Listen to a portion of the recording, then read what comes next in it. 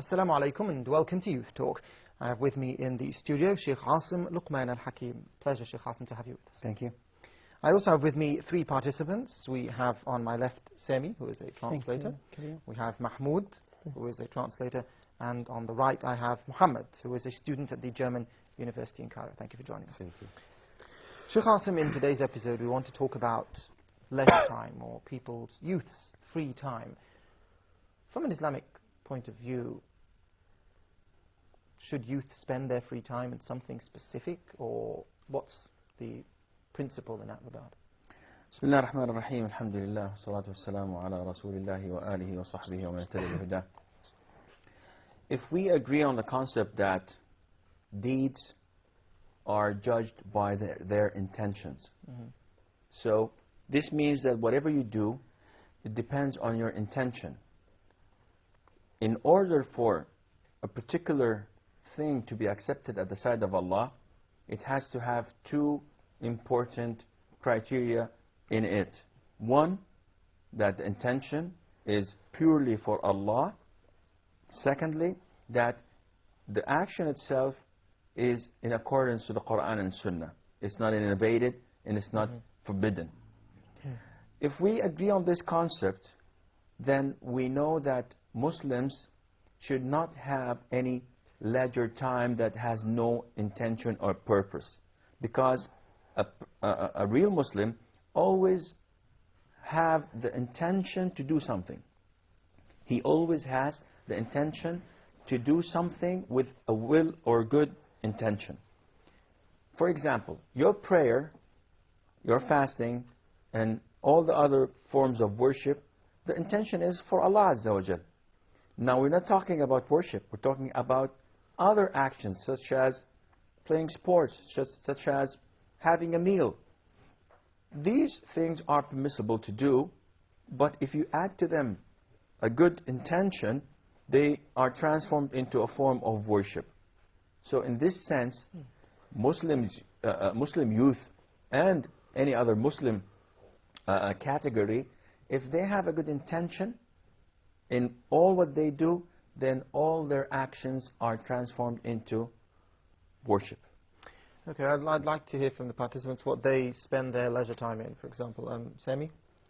Okay, I like some things that the Prophet Muhammad sallallahu alaihi wasallam ordered us to do, like riding horses. That will be in my village when I'm traveling to my village in Upper Egypt. It's something like reading Quran and making new contacts with new friends, and some sort like that. And Muhammad? Playing football, sometimes reading, and being with my friends most of the time. Okay, so Sheikh Asim, you were mentioning about the fact of intention in what you do. So can if somebody plays, for example, sport or something with the intention of being healthy or being having good physique, is that then something that's good to spend your leisure time in, or your free time in, shall I say? Anything that you do, you have to cross-examine it with Quran and Sunnah. So if there is nothing that contradicts with the Quran and Sunnah, then it is permissible for you to do. So playing sports in general, soccer in particular, if all the players adhere to the dress code in Islam, which means that they cover the area between the belly button and their knees, and they do not swear, they do not fight, they do not harm each other, they do not waste time, prayer time that is, they're prepared to pray to pray on time, and they don't involve any form of gambling, then this is something permissible for them to do. I know that this is a little bit difficult, especially in what we see in our youth, the rage, the impulsive acts, the amount of swearing, and the urge to win at any cost, even if it was at the cost of harming someone else, then this becomes haram, this becomes forbidden, because Islam promotes peace, promotes being kind to the others, and there's no justification for you to harm others, to insult others, just for the sake of your own pleasure. But before we move on to the other point, the Prophet ﷺ, lots of the brothers think that he told us to encourage our children to ride horses, swim, and what do you call this, archery? Archery. Yes. Actually, he did not. This is the teaching of Umar, the second caliph of Islam. Nevertheless, these forms of sports are quite helpful. They encourage the Muslims to be healthy. They enrich their character by making them look to something that is noble and fine. What about when friends get together just to sit and talk, for example, or go out somewhere, for example? Not necessarily play a sport. Again, you have to cross-examine this with the Quran and Sunnah. What type of chatting are they having? Are they simply spending the time talking about permissible things, about cars, about sports, about school, about the economy, about things that concern them and they would find it suitable to spend time talking about? Or are they spending their time slandering people, backbiting, saying dirty jokes, trying to make plots and plans to date this one or the other one? Then this becomes in the form of the forbidden things. It all depends on the objectives and on the tools used in these meetings.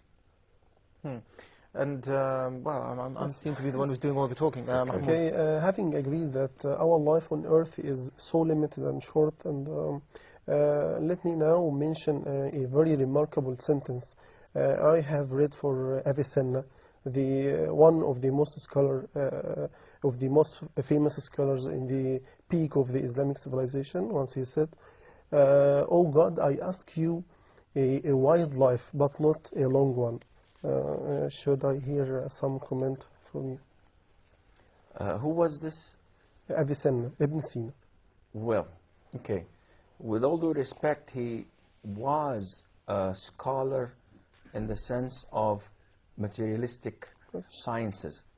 But in terms of religious sciences, some say that he was not a Muslim, because he wrote so many things that doubt the existence of Allah, and he went into philosophy, into a very serious and dangerous thing, but he's not our topic today. But, apart from his philosophy and what it pertains to the theology and something like that, I want to stress upon the importance of this sentence. It's according to the Islamic instructions, it has to do with the Islamic instructions.